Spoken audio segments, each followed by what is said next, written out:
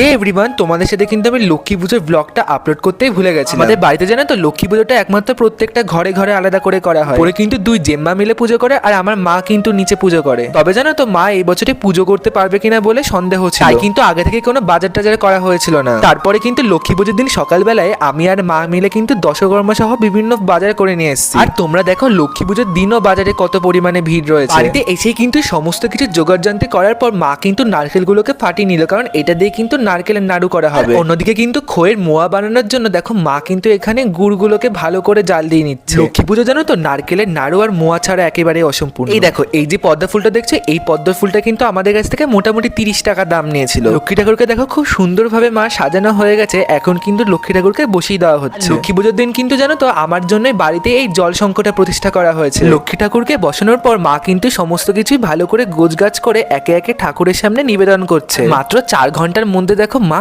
কত কিছু বানিয়েছে। এই যে পায়েসটাকে দেখছো, এই পায়েসটা কিন্তু সম্পূর্ণভাবে মিশ্রি দিয়ে করা হয়েছে, কোন রকম কিন্তু কোনো চিনি ইউজ করা হয়নি। সম্পূর্ণভাবে সাজানোর পর লক্ষ্মী ঠাকুরকে কিন্তু ঠিক কিছুটা এরকম দেখতে লাগছে। আমার জানো তো আবার লক্ষ্মী পুজোটা কিন্তু সন্ধ্যেবেলায় বেশ ভালো লাগে। এইদিকে কিন্তু আমাদের ঠাকুর মশাই বলেছিল দুপুরে 1টায় আসবে। আর জানো তো আমি বারবার করে ঠাকুরের কাছে প্রার্থনা করছিলাম যে ঠাকুর মশাই যেন সন্ধ্যেবেলাতে আসে, আর ঠিক সেই সময় এসছে ঠাকুর মশাই সন্ধ্যেবেলাতে। সমস্ত কিছু কিন্তু গোছানো মোটামুটি ভাবে কমপ্লিট হয়ে গেছে। এখন কিন্তু মা গেছে ঠাকুর মশাইকে ডাকতে, কারণ ঠাকুর মশাই কিন্তু এখনো আসেনি, তাই মা কিন্তু বারবার করে ওনাকে ফোন করছে। এদিকে কিন্তু বিকাল প্রায় 5:30 মতো বেজে গেছিল। আর আমাদের বাড়ির সামনেটা জানো তো খুব সুন্দরভাবে টুনি লাইট দিয়ে সাজানো হয়েছে। অন্যান্যবার জানো তো অনেক ডিজাইনারে সুন্দর সুন্দর করে আলপনা দিই, তবে এবার একেবারে সময় কম ছিল বলে শুধুমাত্র পায়েকে ছেড়ে দিয়েছি। আর একেবারে ঘড়ির কাঁটায় যখন 6:30 বেজে গেছিল, ঠিক সেই সময় কিন্তু ঠাকুর মশাই আমাদের বাড়িতে আসলো। প্রথমে কিন্তু মার ঘর থেকে পুজো করে তারপরে জেম্মাদের ঘরে যাবে, আর তারপরে কিন্তু যাবে আমার ছোট পিসির বাড়িতে। সারা বছর জানো তো এই দিনগুলোর জন্য অপেক্ষা করে থাকি। সব থেকে ভালো লাগে দুর্গা পুজো, তারপরে লক্ষ্মী পুজো, তারপর কালী পুজো। এই দিনগুলোতে জানো তো সব থেকে বেশি আনন্দ হয়। তোমাদের বাড়ি ওখানে কি ঠাকুর মশাই একটাই টাইম ডে 6:30-6টার সময় আসে? তাহলে কিন্তু আমাকে অবশ্যই কমেন্টে জানিও। আর এরপরে কিন্তু ঠাকুর মশাই সুন্দরভাবে পুজো হয়ে যাওয়ার পর আরতি করা হচ্ছে। জানো তো সকাল থেকে কিন্তু মনটা বেশ খারাপই ছিল, কারণ মা বলছিল যে লক্ষ্মী পুজো করবে না। তারপরে মা শরীরটা ভালো যখন লাগলো তখন কিন্তু মা আর আমি গিয়ে বাজার থেকে বাজার করে নিয়ে আসলাম। ঠাকুর মশাই কিন্তু পুজো কমপ্লিট, এখন কিন্তু মা বসে গেছে পাঁচালি পড়তে।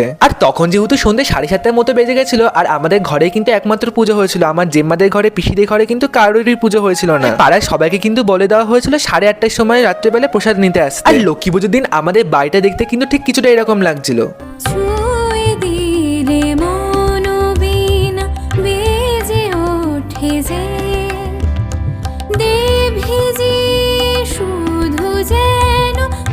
আর তারপরে কিন্তু আমরা সবাই মিলে অনেক অনেক বাজি ফাটিয়েছি। রাত যখন মোটামুটি ভাবে ওই 12টা-12:30 মতো বাজে, তখন কিন্তু আমরা প্রত্যেকে মিলে ছাদে গিয়ে রকেট উড়িয়েছিলাম 3টে। আজকের ব্লগটা তোমাদের কেমন লাগলো?